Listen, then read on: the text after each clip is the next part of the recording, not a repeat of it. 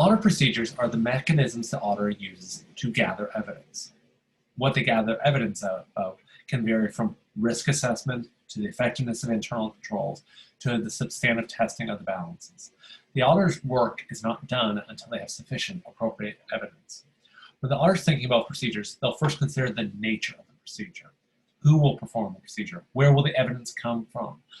What is the role of judgment? And the cost of the procedure. Each of these questions will influence what procedure I pick. Do I have the personnel to do it? Does the evidence exist? Does the judgment exist? Cost is an important consideration as auditors have an obligation to conduct the audit in a responsible way that ensures they have the resources to complete the audit. Well, cost would never be a reason to exclude a procedure. It would be a reason if the cost benefit was insufficient. So for example, if the auditor had alternative procedures, they would not have to choose a more expensive procedure. However, if they were required to do a procedure, they could not exclude it solely based on cost. Now, when we think about cost, there's actually a framework. It's relatively inexpensive to do analytical procedures. You can simply go to public filings, you can go to client provided data, and calculate ratios and compare it to things. Inquiry, likewise, is very simple. It's a more costly because you have to have time, you have to have someone to ask questions to, so there's scheduling. The most expensive is confirmations. This is where we're going to actually send information out to external parties to get facts verified. It is expensive to do, it is time consuming. It is avoided for that very reason. Now, you'll notice I oftentimes am equating cost and time. Since audits are time constrained, we have to get things done in a certain time. Things that add time are very costly. When you're deciding a procedure, a little acronym, you look at the cost, availability of data, reliability of the data, relevance of the data, other sources of evidence, and the timeliness in which you can complete the procedure. It's a carrot if you're looking for a procedure. Now, when we think about documents, we've got a framework here. The most reliable data are external documents that are held by others and sent directly to the auditor. External documents that are held by the client, for example, a vendor invoice, are not as good as those ones sent directly to the auditor. In this age of Photoshop, we all know documents can be easily modified. The least reliable are internal documents. But within internal documents, there's also gradients. If the client has very strong internal controls, internal documents will be more reliable. If the internal controls are weak, internal documents are even less reliable. We think about a very particular procedure called tracing and vouching. It involves where we go from the source documents to the financial statements. We do this to verify, when we're tracing, we're verifying completeness. We're starting with something in the real world, and we're verifying that that made it all the way into the financial statements. So it's not enough that we verify any one link in this chain. We have to verify the complete process. So verifying that everything in the general ledger went to the financial statements is a form of tracing, but not nearly as persuasive as going from the source documents to the book of entry, to the general ledger, to the financial statements. Vouching is where we go in the other direction, where we start with something in the financial statements and we work our way back to the source documents or something in the real world to verify that it actually happened. Now, I can tell you these are the academic definitions and they are correct. In practice, they're used interchangeably. People will say tracing when they mean vouching. Even in CPA questions, you'll see these terms used interchangeably. That's why it's important you look at the context of the question. Is the question referring to a process where you start with something in the source documents or the real world and go to the financial statements? Even if they use the vouching, it doesn't matter, they mean tracing. When we think about inquiry, it's not always going to be effective. It depends on the person we're asking, the quality of our questions. Are we able to listen to the answers? Are we able to respond to the answers and corroborate the answers? Again, big part of that option was corroborate. If we can't get external verification or at least some verification of the evidence we were given through inquiry, we're not going to put a lot of weight on. And we have to be able to document it. Very seldom would we actually record the conversations. We're not lawyers. We're not taking depositions. We're engaging in inquiry. So it would create a very confrontational environment, inhibit the free flow of information if we told management we were going to record them, because they would suspect we are trying to catch them, where our objective in inquiry is to listen. So learning to listen is an important audit skill. Confirmation, we normally think about bank confirmations as in the Wirecard fraud, or accounts receivable where we talk to the customers. But in truth, there's a whole multitude of different ones for different reasons where we would seek that outside confirmation. Normally, we wouldn't seek it for accounts payable except under unusual circumstances, because we have vendor invoices. We can look at subsequent payment of the bills as proof. But the most common really are cash and accounts receivable. We'll talk about those in another time. Now, that doesn't mean there's not other procedures. The auditor could just scan the records. What is scanning? They just simply glance at all the records to see anything unusual. They could recalculate invoices or recalculate the balance sheet or trial balance to make sure everything actually does balance. They could do inspection of tangible assets, such as verifying a piece of equipment is functional so that it's appropriately valued. They could observe an inventory count to verify the existence of inventory. There's a lot of different things. Some of them it's hard to differentiate between observing inventory and inspecting tangible assets. And the distinction is without meaning.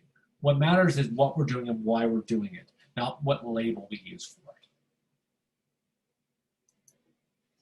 Now, analytical procedures have a couple options. It is required that it be done at the beginning and the end of the audit. In the middle, you would only do substantive analytical procedures if you're looking for evidence about a particular assertion. And so we'll have greater discussion of analytical procedures in another video. Hierarchy of procedures. So what gives you the best procedures? Those inspection of tangible assets, that direct evidence, that which the auditor does and sees with their own eyes is considered the most powerful evidence. Inspecting documents is a step below because of the potential for the underlying documents to be distorted. Scanning, not as good because you're not looking at everything. Confirmation, it's not great. And so when we get to the final cases, you're going to find that confirmation is subject to distortion, subject to low quality. Low evidence, really analytical procedures, it really just an observation inquiry are all pointing to questions. They're not going to give you evidence per se. For the most part, what they're doing is telling you, here's where you need to pursue further. Here's where you need to ask more questions. So why do we say more extensive testing is better? We've talked about the various nature of procedures, but now we also talk that you could choose the volume of procedures. Well, more testing means more procedures. The more different procedures you get, the more different sources of evidence you get. The more different sources you get, the more likely you are to have a complete picture. We talk about samples. The more larger your sample, the more likely it is to be representative. It doesn't necessarily mean we're going to get the outcome the client wants, but we're more likely to get to the truth, which is ultimately the auditor's objective. When we think about timing our procedures, it gets a little more complicated. We can do some testing in the interim procedures. That would be before fiscal year end, but the majority of it will have to be after year end. The reason why we can't always do year-end testing is sometimes it's not actually appropriate for the assertion. For example, if we're testing for cutoff, we can't test whether the January transactions were recorded properly in December or in November. It may not be effective depending on the count. It will also increase our risk of material mistake when we do interim testing. The reason is, if I verify a balance is correct on December 1st, there's a possibility, no matter how slim, that something could happen. A fire, another economic transaction, the client sells the asset. So that which is true on December 1st may not be true on December 31st. And so it increases the risk, no matter how trivial that risk may be. But it does make it efficient. We can never avoid year-end testing. What we can do is reduce it. There are going to be some assertions that are more appropriate than others. Now, a couple things when we think about procedures, sometimes it will take 2, 3, 4, 5 procedures to gather sufficient appropriate evidence to say we believe assertion 1 is appropriately satisfied. Likewise, we may be able to get one procedure may speak to 2 different assertions. So we might be able to get evidence about both valuation and existence in one test. For that reason, we say audit procedures do not have a one-to-one relationship. Now, when we think about our procedures, we're going to classify them into 3 categories we've talked about several times.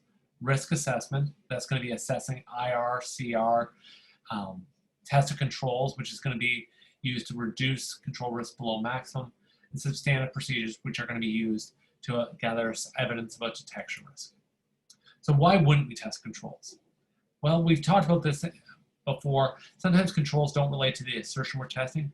Sometimes they're so poorly designed it wouldn't make sense to test them because they can't possibly be effective.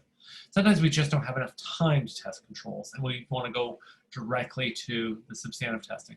It could also be the client does not have the time. We don't expect they're going to work. So it could be they're properly designed, but the people who are using them are not properly trained. There's inadequate resources. They're too complex. Last reason, and we've talked about this before, the cost outweigh the benefits. If we can get alternative evidence at a lower cost, we're going to take that option. So we're going to look at the optimizing the audit. Now, cost would never be a sufficient reason to exclude a procedure, but it can be when weighed jointly with benefits. So we've talked about substantive strategy for Reliance strategy before. And you really, for a public company, you have to use Reliance strategy because you have to issue an opinion on internal controls. Now, when I say public company, I'm talking ones that are required to issue a 404 opinion. Smaller public companies are now exempt from that, and we'll talk about that in the internal control section. So how could you test controls? There's only 5 procedures you can use to test controls. Inquiry, which is asking questions, inspecting documents, observing processes, reperforming, and walkthroughs. And so essentially we're going to verify how the transactions are processed within the company. So substantive testing or analytical procedures are not really appropriate for test of controls. Substantive procedures are divided into 2 categories, the test of details and analytical procedures. And so I normally just say substantive procedures. I don't really use the phrase test of details a lot, but you may see it come up from time to time. Now, dual purpose tests are when we've got a test which is both giving us evidence about test of controls and this balance. And so notice this is not saying a test which gives us evidence about multiple assertions. It is specifically evidence about test of controls and the balance. So if we verify the inventory controls work, that might also tell us simultaneously about whether the balances are correct in those accounts. A summary chart for you just to make sure you've got it. Less competent evidence or lower quality evidence. If something is not directly relevant, that's lower quality than when it's directly relevant. If a document is held solely within the company, it's not as good as if it was from an independent source. The client has weak internal controls, it's not as good as if they have strong internal controls. If the auditor doesn't have direct knowledge about something, it's not as good as when they have direct knowledge about something. Evidence before the balance sheet date is not as good as evidence after the internal date. Evidence that is subjective is not as persuasive as objective. So this is a great summary chart to make sure you understand how to evaluate evidence. When we look at evidence moving forward, we're going to be given procedures and ask which procedure would we pick. We're going to have to evaluate the quality of the evidence we get. Does it speak to the assertion? It's going to be a complex process, but if patient and thorough, you'll have no problems.